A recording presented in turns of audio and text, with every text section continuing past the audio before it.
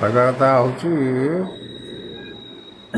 ଯେ ଏଇ ପଣା ଯେଉଁ ଭୋଗ ହେଉଛି ଏଇ ପଣା ହେଉଛି ସେ ପଣା ଆରମ୍ଭ ହୁଏ ଆମର ଅକ୍ଷୟ ତୃତୀୟାଠୁ 42 ଦିନ ପଣା ଚାଲେ। ପ୍ରତିଦିନ ମହାପ୍ରଭୁଙ୍କର ମଧ୍ୟାହ୍ନ ଧୂପ ପରେ ଆଲଟ ପଣା ଭୋଗ ଏବଂ ହୁଏ। ସନ୍ଧ୍ୟା ଧୂପ ପରେ ବି ଆଲଟ ଚନ୍ଦନ ଲାଗି ପଣା ଭୋଗ ହୁଏ। ଏଇଭଳିଆ 42 ଦିନ ହୁଏ। 42 ଦିନରୁ ଏଇ 15 ଦିନ ହେଉଛି ତା ଭିତରେ ଅନ୍ତର୍ଭୁକ୍ତ। ଏଇ ପଣା ଆମର ଜ୍ୟେଷ୍ଠ ପୂର୍ଣ୍ଣିମା ଠାରୁ ଆରମ୍ଭ ହୁଏ। ଜ୍ୟେଷ୍ଠ ପୂର୍ଣ୍ଣିମା ଦିନରୁ ଅଣସର ଆରମ୍ଭ ହୁଏ। ଅଣସର ପ୍ରାୟ 14 ଦିନ ପର୍ଯ୍ୟନ୍ତ ଏଇ ପଣା ଭୋଗ ଚାଲେ ଏବଂ ଅଣସର ବି ଚାଲେ। 15 ଦିନ ଅଣସରରେ ମହାପ୍ରଭୁ ରହିବା ପରେ ଅମାବାସ୍ୟା ପର୍ଯ୍ୟନ୍ତ ରହିବେ। ତାପରେ ଆମର ଇଏ ପ୍ରତିପଦା ଦିନ ତାଟି ଖୋଲି ମହାପ୍ରଭୁ ବାହାରକୁ ବାହାରିଲେ ନବଯୌବନ। ପଣାରେ କ'ଣ କ'ଣ ମିଶ୍ରିତ ହୋଇଥାଏ?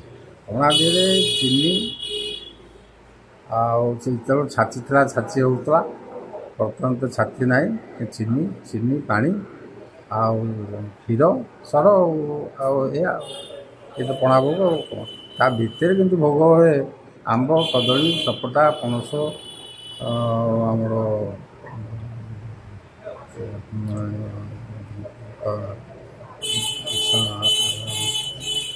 ସପୁରି ଏମିତି 5 ପ୍ରକାର ଫଳ ଭୋଗ ହୁଏ। ଅନ୍ନଭୋଗ ହୁଏ ନାହିଁ? ଅନ୍ନଭୋଗ ହୁଏ।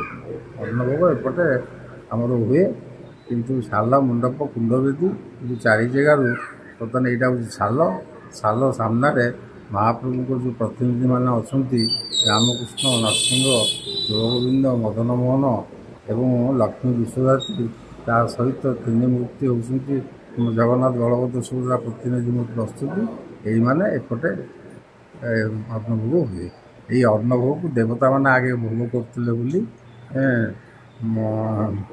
ନୀଳମାଧବଙ୍କୁ ସେଇମାନେ ଏପଟେ କରନ୍ତି ସେବକ ହିସାବରେ, ସେବାୟତ ହିସାବରେ ଦେବତାମାନଙ୍କ ରୂପରେ ସେମାନେ ଏପଟେ ଅନ୍ନଭୋଗ କରନ୍ତି।